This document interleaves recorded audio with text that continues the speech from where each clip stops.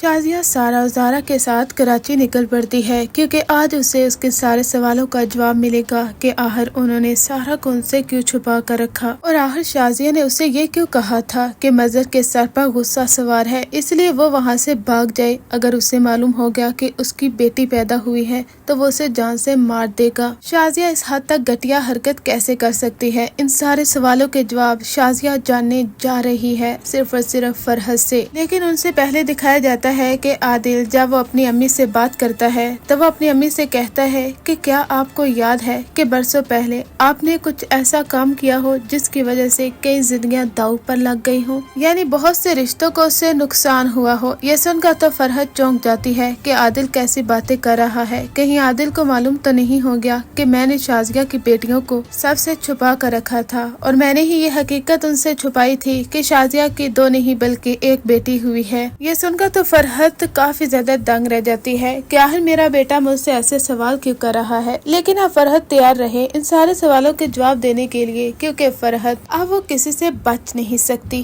یہاں پر جو سارا کی اسٹیپ مدر ہے سلمہ، انہیں کافی زیادہ کریڈٹ جاتا ہے کہ کس طرح سے جس طرح کہا جاتا ہے کہ اسٹیپ مدر اپنی بیٹی کا ساتھ نہیں دیتی، یہاں پر انہوں نے تو مثال قائم کی ہے۔ جس طرح سے انہوں نے سارا کو پروان چڑھایا، جس طرح سے اس کی تربیت کی اور ہمیشہ سگی ماں کی طرح اس کا خیال رکھا، یعنی سارا جب بھی ایموشنل ہوتی تھی تو سلمہ اس کا کتنا ساتھ دیتی آئی ہے۔ اگر وہ نہ ہوتی تو سارا کب کی ٹوٹ کر رہ جاتی، لیکن سلمہ کی وجہ سے ہی آج سارا اپنی ماں کے لیے جو اس کے اندر محبت ہے وہ ابھی بھی اس کے اندر قائم ہے سلمہ کی وجہ سے، کیونکہ اگر کوئی اور اسٹیپ مدر ہوتی وہ تو کب کی اسے اپنی ماں کا ذکر بھی نہیں کرنے دیتی اور یہاں تک کہ بھلا چکی ہوتی یا پھر اسے تانے دے دے مار ڈالتی، لیکن سلمہ ایسی نہیں نکلی۔ جیسا کہ اگلا ٹیزر تو کافی چونکا دینے والا ہے، یعنی عادل کیسے سیلفش ہو سکتا ہے، وہ کیسے سارا کے ساتھ یہ سب کچھ کر سکتا ہے۔ وہ تو سارا سے محبت کرتا ہے، اس کی معصومیت، اس کا رونا، اس کا ایموشنل ہونا،